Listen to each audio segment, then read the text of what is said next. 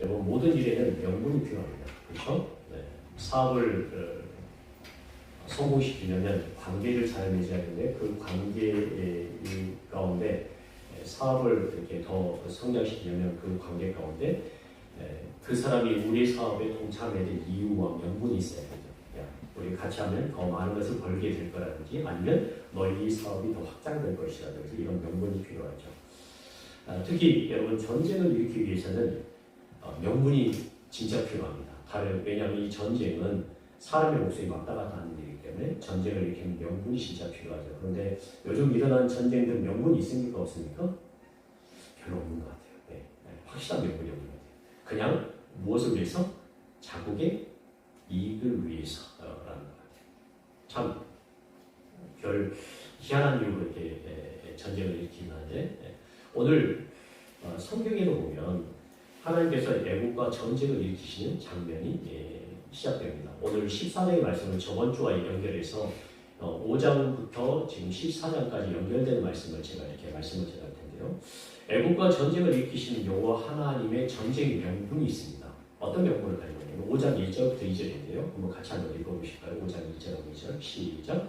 그 후에 모세와 아론이 바로에게 가서 이르되 이스라엘 하나님 여호와께서 이렇게 말씀하시기를 내 백성을 보내라. 그러면 그들이 광야에서 내 앞에 절기를 지킬 것이니라 하셨나이다. 바로가 이르되 여호와가 누구이기에 내가 그의 목소리를 듣고 이스라엘을 보내겠느냐. 나는 여호와를 알지 못하니 이스라엘을 보내지 아니하리라. 여호와 하나님께서 애국과 일으키신 전쟁의 명분을 5장 1절에 이렇게 표현하고 있죠. 누구를 보내라? 내 백성을 보내라. 니들이 지금 노예를 삼고 있는 막노역을 시키고 있는 그 백성들은 네 백성이 아니라 내 백성이다. 그러니까 내 백성을 보내라. 이렇게 말씀하죠. 그러나 바로는 여호와가 누구이기에 내가 그의 말을 들어야 하느냐라고 이렇게 말하죠. 이것을 조금 바로의 입장에서 좀 이해를 할 수 있어요. 왜냐하면 요셉을 알지 못했던 새로운 왕 바로가 이렇게 애굽의 왕 파라오를 바로라고 하는데 이 바로가 일어나고 난 다음에 여호와를 알았을까요? 몰랐을까요? 몰랐을 거예요. 그러니까 당연히 어떤 엉뚱한 사람이 둘이 와가지고 갑자기 내 백성을 내보내라고 그러는데 바로의 입장에서 어떡할까요? 참 황당하죠. 황당하죠. 야, 도대체 여호와가 누구라는데 내가 그 말을 들어야 돼? 나는 이해가 안 된다. 이것을 용납할 수 없다는 거죠. 그래서 하나님은 이후에 이 일이 있고 난 다음에 이 이후에 애국과 전쟁을 벌이는데 그 전쟁의 이유는 뭐냐면 바로에게 여호와가 누구신지를 증명하는 싸움이라는 거죠. 그리고 그 증명을 통해서 백성을 애굽에서 꺼내는 전쟁을 벌이십니다. 이것을 한마디로 요약하자면 여호와의 자기 증명이라는 거예요.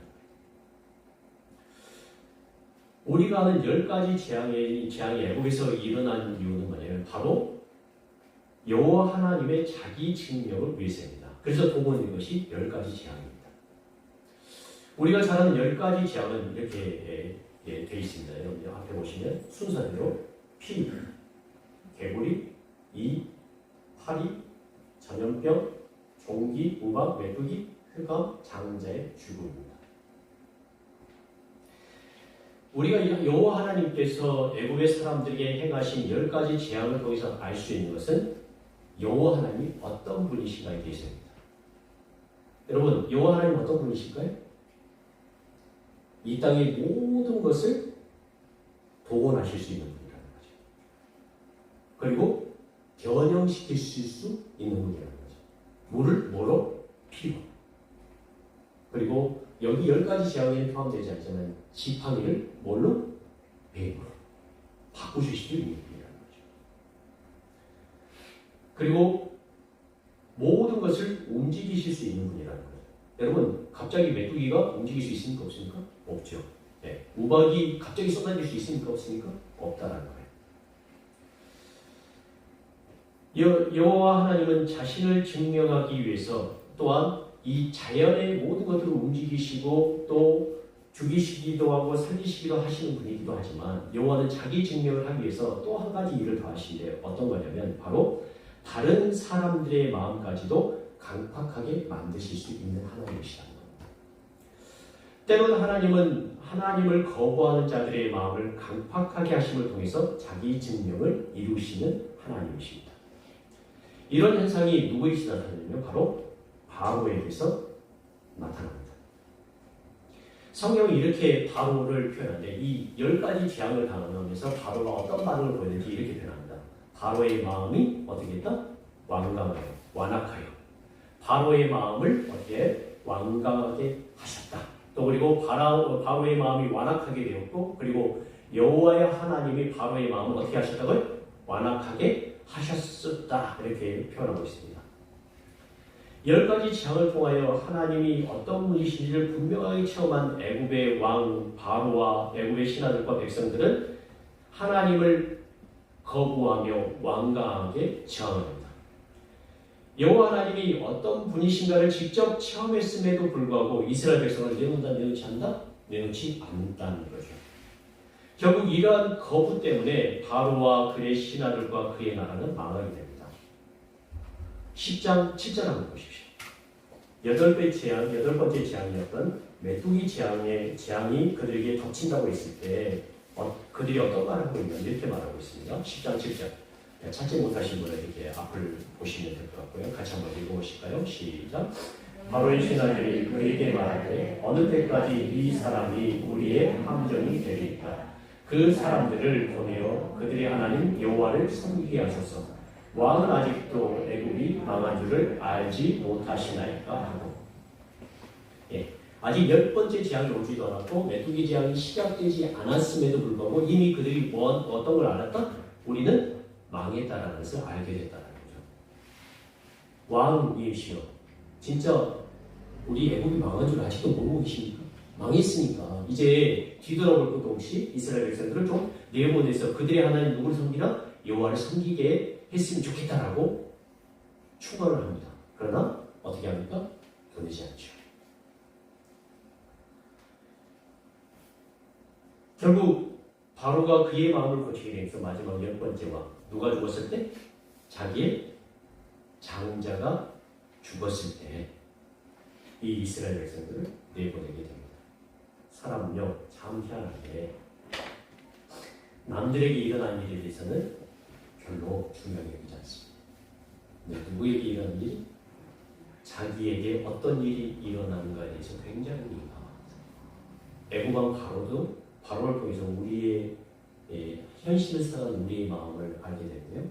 우리의 마음 가운데 직접적으로 어떤 일이 일어나지 않는 이상 절대로 다른 것에 대해서 다른 사람의 고통과 아픔을 느끼더라도 그것이 나의 것이 되지는 못한다는 사실을 우리가 바로를 통해서도 보게 되죠.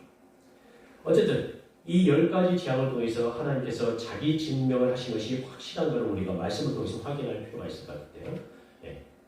여러분 이 10가지 재앙을 왜 하나님께서 주셨냐 했을 때 제가 계속 말씀드린 이 10가지 재앙을 누구를 증명하시려고 원하셨다고요? 하나님께서 자기를 증명하길 원하셨다는 거예요. 자, 여러분 보실 때 메뚜기 재앙 이게 제일 좋을 것 같습니다. 10장 1절부터 2절입니다. 10장 1절부터 2절.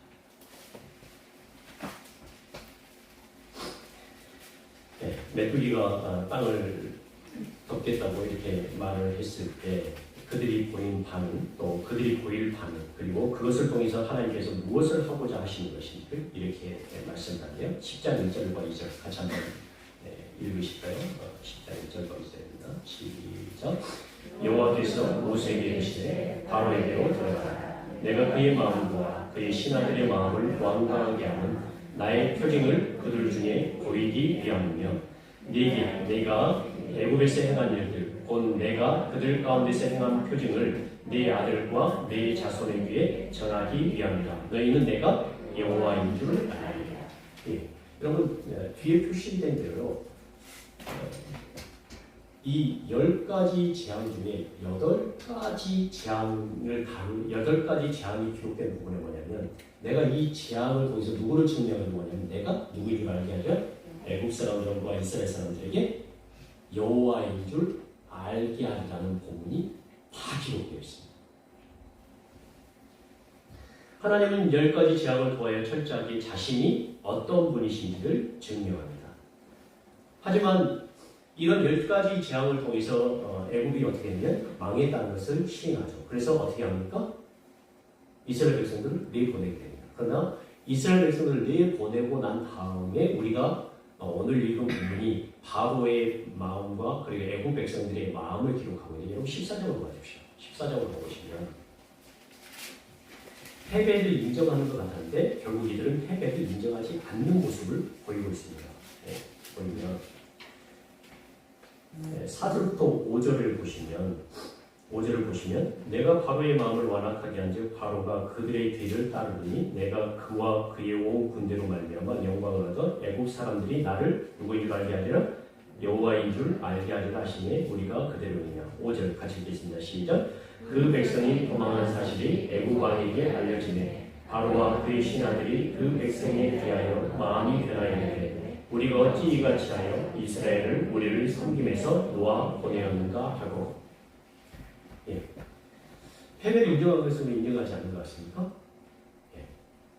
사람은요 완전히 망하기 전까지는 절대로 패배를 인정하지 않습니다.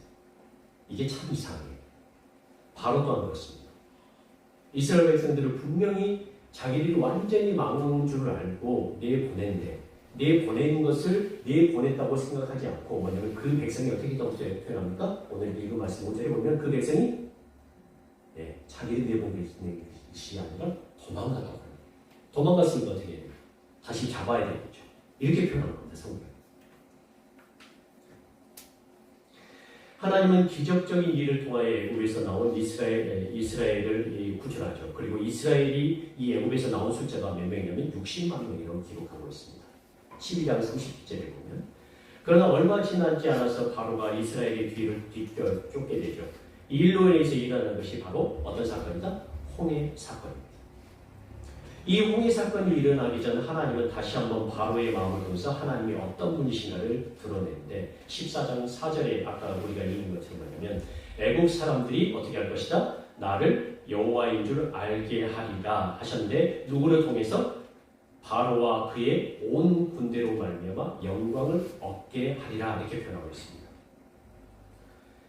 또한 하나님은 홍해 사건을 통하여 애국 사람만이 아니라 이스라엘 백성들에게도 여호와 하나님이 어떤 분이신지를 드러내는데 4장 13절에 보면 이렇게 표현합니다. 4장 13절 같이 한번 읽어보실까요? 홍해 사건 앞두고 이스라엘 백성들에게 어떤 것을 드러내기 원하시냐면 4장 13절입니다. 시작. 모세가 백성에게 이르되 너희는 두려워하지 말고 가만히 있어서 여호와께서 오늘 너희를 위하여 행하시고 뭐라고 너희가 오늘 본 애국 사람을 영원히 다시 보지 아니하리라. 애국의 사람들뿐만 아니라 이스라엘 백성들에게도 하나님이 여호와 하나님이신 줄 드러내시려고 이런 여러 가지 사건들을 지금 계획하시고 그대로 이루신다고 이렇게 표현하고 있습니다. 여러분, 우리가 성경에 있는 많은 기적들을 대할 때 하나님께서 왜 그런 일을 하신가를 주목을 해야 합니다. 여호와 하나님은 자기의 백성을 위해서 모든 것을 동원하시는 분이십니다. 여호와 하나님은 자기 증명을 통해서 자연스럽게 그의 백성인 이스라엘 백성을 구출하십니다. 다시 역으로 표현하자면 이스라엘 백성을 구원하심으로 하나님은 자기가 누구이심을 증명하는 거라고요? 여호와 하나님이심을 증명하신 것입니다. 하나님은 하나님의 백성을 통하여 자기를 증명하기 원하십니다. 하나님께서는 자신을 증명하시기 위하여 사용하시는 도가 바로 누구냐면 바로 자기의 백성들입니다. 그런데 우리는 가끔 이런 사실 잊어버릴 때가 많아요. 여러분 잘 생각해 보세요. 하나님께서 왜 우리를 이런 세상에 두시는가? 때론 왜 저런 사람을 내 곁에 두시는가? 하나님의 백성들에게 왜 악한 사람들이 와서 괴롭히는가? 여러분 우리가 잘 이해할 수 있습니까? 없습니까? 우리는 잘 알지 못합니다. 그러나 하나님은 자기의 백성들을 완악한 사람들 밑에 어떻게 합니까? 두시고 합니다. 왜 그러는가? 하나님을 드러내시기 위함입니다. 그런데 하나님은 어떻게 자기를 드러내시는가? 여러분 다른 사람들을 차별하심으로 다른 사람들을 죽이심으로 하나님을 드러내신다고 생각할 수 있을 것입니다. 물론 그렇게도 하십니다. 그러나 하나님은 하나님의 백성을 구원하심으로 자신을 드러내시기 원하십니다. 하나님은 하나님의 백성들을 통하여 자신을 드러내십니다. 왜 그러실까요? 이것만큼 하나님의 살아계심을 드러내실 방법이 없기 때문입니다. 우리는 가끔 기적이 하나님이 계시기에 놀랍니다. 하나님이 그런 것까지 하셨다는 것에 놀라고 합니다. 그러나 그런 것을 하신 이유가 무엇인지를 우리가 알아야 한다는 거죠. 하나님께서 이스라엘 백성들이 애굽에서 나오자마자 뭘 하시냐면 구름 기둥과 불 기둥을 동원하십니다. 우리는 하나님께서 이런 것까지 주셨다고 자랑을 하고 합니다. 하나님 대단하시네? 그리고 거기에 머무는 경우가 있습니다. 그러나 기적의 하나님이 계신 이유는 다름 아닌 그의 백성 때문입니다. 애굽의 10가지 재앙을 왜 내렸을까요? 그의 백성을 구출하기 위해서입니다. 그의 백성을 구출하는 것이 여호와 하나님이심을 만천하에 드러낸 방법입니다. 그런데 우리는 가끔 이런 사실을 놓치는 경우가 있습니다. 우리가 왜 이 자리에 서 있는지, 왜 다른 모든 것들이 동원되고 있는지를 놓치는 경우가 있습니다. 이것을 우리는 홍해 사건을 통해서 분명히 아시는데, 여러분 15절부터 31절의 말씀을 한 절씩 읽을 텐데요. 14장 15절부터 31절까지의 말씀 한 절씩 읽을 텐데, 하나님께서 홍해 사건을 통해서 말씀하시려고 하는 바가 무엇인지를 질문하면서 여러분 읽어보시기 바랍니다. 15절부터 31절입니다. 여러분 한번 보실까요?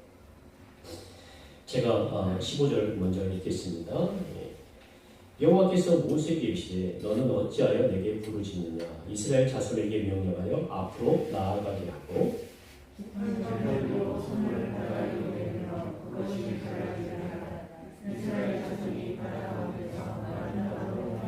내가 애굽 사람들의 마음을 완악하게 할 것인지 그들이 그 뒤를 따라 들어갈 것이다. 내가 바로와 그의 모든 군대와 그의 병구와 마병으로 말미암아 영광을 얻으리니 내가 바로와 그의 병구와 마병으로 말미암아 영광을 얻을 때에야 애굽 사람들이 나를 여호와의 이름을 알려 하시리니 이스라엘 진 앞에 가던 하나님의 사자가 그들의 뒤로 옮겨가며 구름 기둥도 앞에서 그 뒤로 옮겨 애굽 진과 이스라엘 진 사이에 이르렀으니 그쪽에는 구름과 떠 있고 이쪽에는 바람이 불고 앞서로 저쪽이 뒤쪽에 가까이 오니라.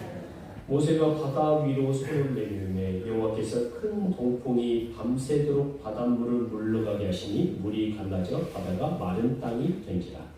이스라엘 자손이 바다 가운데를 지켜오르고 물은 그들의 좌우에 펴기시니 애굽 사람들과 바로의 말들, 병거들과 그 마병들이 다 그들의 뒤를 추격하여 바다 가운데로 들어오느니라. 새벽에 여호와께서 불과 구름 기둥 가운데서 애굽 군대를 보시고 애굽 군대를 수렵게 하시며 그들의 병거 바퀴를 벗겨서 달리기가 어렵게 하시니 애굽 사람들이 이르되 이스라엘 앞에서 우리가 도망하자 여호와가 그들을 위하여 싸워 애굽 사람들을 치는도다. 여호와께서 모세에게 이르시되 내 손을 바다 위로 내밀어 물이 애굽 사람들과 그들의 병거들과 마병을 위해 자신을 쓰게 하라 하시니 모세가 곧 손을 바다 위로 내밀매 새벽이 되어 바다의 힘이 회복된지라. 애굽 사람들이 물을 거슬러 도망하나 여호와께서 애굽 사람들을 바다 가운데 엎으시니 물이 다시 흘러 병거들과 마병들을 이끌때 그들의 길을 따라 바다에 들어간 바로의 군대를 다 덮으니 하나도 남지 아니하였더라. 그러나 이스라엘 자손은 바다 가운데를 육지로 행하였고 물이 좌우에 벽이 되었더라. 그날에 여호와께서 이같이 이스라엘의 애굽 사람들에게서 구원하시매 이스라엘의 바다에서 애굽 사람들이 죽고 있는 것을 보았다. 같이 이스라엘이 여호와께서 애굽 사람들이 행하신 그 큰 능력을 보았으므로 백성이 여호와를 경외하며 여호와와 그의 종 모세를 믿었더라. 아멘. 여러분, 하나님을 믿는다는 것이 무엇인가 하면 하나님께서 그의 백성의 구원을 위하여 지금도 일하고 계신다는 것입니다. 그러므로 우리는 하나님의 그 큰 능력을 보았으므로 여호와를 경외하는 것입니다. 그런데 우리는 하나님께서 하신 일이 무엇을 위해서 하고 있는지는 보지 않고 자꾸 무엇인가를 일으켜 달라고 말합니다. 그러나 하나님은 자신의 백성을 구원하시는 일을 제외하고 자신을 증명하시지 않는다라고 말씀하십니다. 이것이 역사 가운데 일하시는 하나님의 모습을 드러내는 가장 강력한 방법입니다. 만약 애국 사람들이 애국의 군대가 그냥 아무런 이유 없이 홍해가 이렇게 쫙 갈라졌는데 가운데로 들어왔어요. 그런데 갑자기 홍해가 덮어집니다.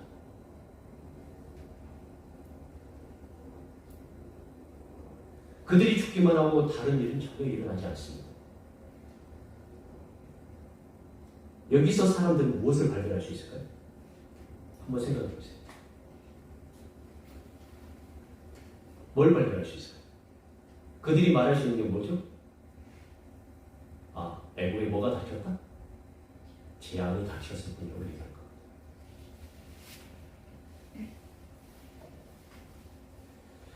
하나님은 이스라엘의 안전을 위해서 구름 기둥과 불 기둥으로 인도하셨습니다. 자, 그런데 잘 생각해 보세요. 이스라엘 백성을 놓고 구름 기둥과 불 기둥만 사막에 쫙 올라가요.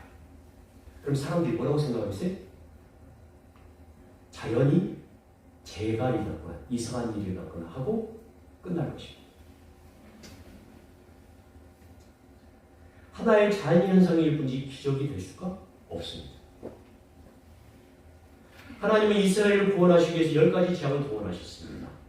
그러나 10가지 재앙만 애국에서 갑자기 일어나요. 그리고 아무 일이 일어나지 않습니다. 그러면 애국 사람들은 뭐라고 생각했을까요? 아, 우리한테 뭐가? 재수가 없어서 재앙이 일어났다 이렇게 생각할 겁니다.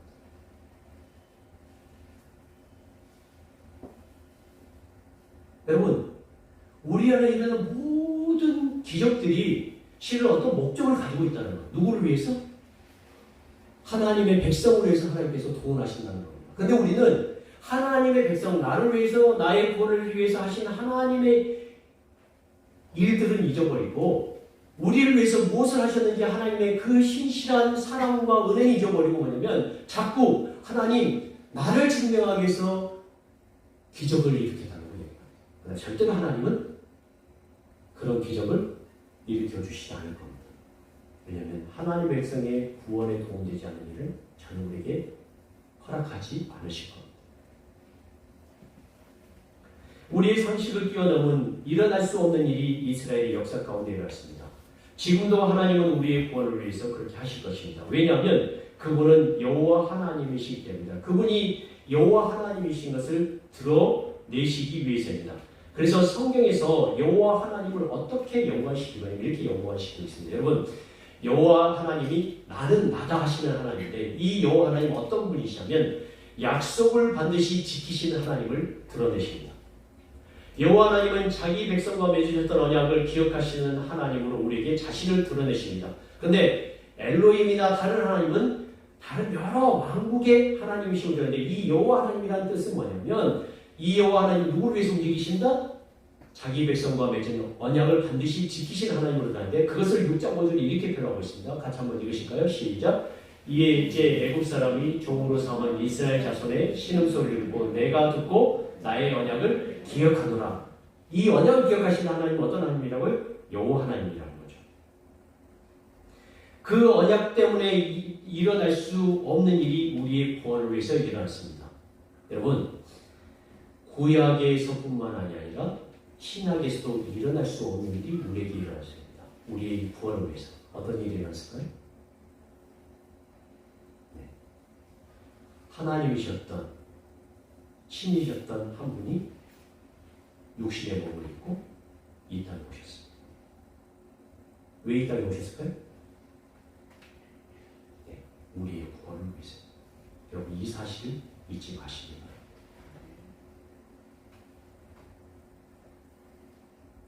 바로 자기 백성을 구원하시기 위해 이 땅에 오셨습니다. 하나님은 자신의 아들을 우리에게 보내셨고 죽이시기까지 하셨습니다. 자기 백성을 살리시기 위해서입니다. 혹시 우리 중에 고난 중에 있는 사람이 있다면, 막힌 담이 있다면 여러분 무엇을 위해서 기도해야 될까요? 여호와 하나님, 아버지께서 나와 맺으셨던 이 언약을 어떻게 해달라고요? 기억하시기 바랍니다. 그 옛날 이스라엘 백성들을 위해서 일으키셨던 그 모든 기적이 그 언약 때문에 일으키셨지 않습니까? 그리고 당신의 사랑하는 아들을 나를 위해서 보내시지 않습니까? 언약에 충실하신 그 여호와 하나님, 이제 나를 어떻게 해달라고요? 구원해달라고, 나를 위해서 역사해달라고 이렇게 기도하셔야 됩니다. 하나님께서 그의 백성들을 위해서 일하실까 일하시지 않을까요? 반드시 일하시는 하나님이십니다. 우리는 이 사실을 통해서 우리 자신을 분명하게 보게 됩니다. 여러분, 자기 자신을 증명하기 위해서 하나님의 일을 요청하지 말고 하나님을 위해서, 하나님의 여호와 하나님 되심을 위해서 하나님의 일을 요청하시는 모든 분들이 되시길 바랍니다. 그렇게 요청할 때 여전히 하나님은 우리를 위해서 일하십니다. 하나님의 백성을 위해서 자신의 아들을 주신 하나님께서, 그분께서 자연과 모든 다른 모든 것을 동원하신다고 오늘 말씀을 통해서 우리에게 약속하십니다. 그러므로 여러분, 우리가 하는 모든 일이 무슨 일임을 기억해야 할까요? 하나님의 이름을 기억하셔야 합니다. 여러분이 이 땅 속에 살아가야, 이 역사 가운데 살아가셔야 하나님께서 어떻게 하실까요? 여러분을 통해서 역사하신다는 거죠. 그러므로 여러분에게 동원되는 여러 가지 일들과 아픔들과 고난과 여러 가지 자연재해와 여러 가지 전쟁들과 여러 가지 아픈 일들이 누구를 증명하기 위해서요? 여러분을 통해서 하나님을 증명하기 위해서 동원된 일임을 절대 잊지 마시기 바랍니다. 그래서 주인공은 누가 될까요? 바로 여러분 자신을 기억하십시오. 여러분 자신을 볼 때 하찮게 여기지 마시고 하나님께서 자기의 백성을 위해서 동원하시는 모든 일을 기억하시기 바랍니다.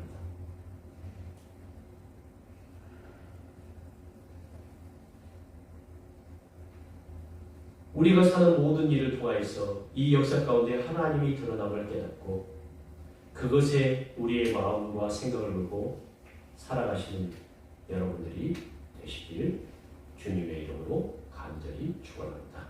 아멘.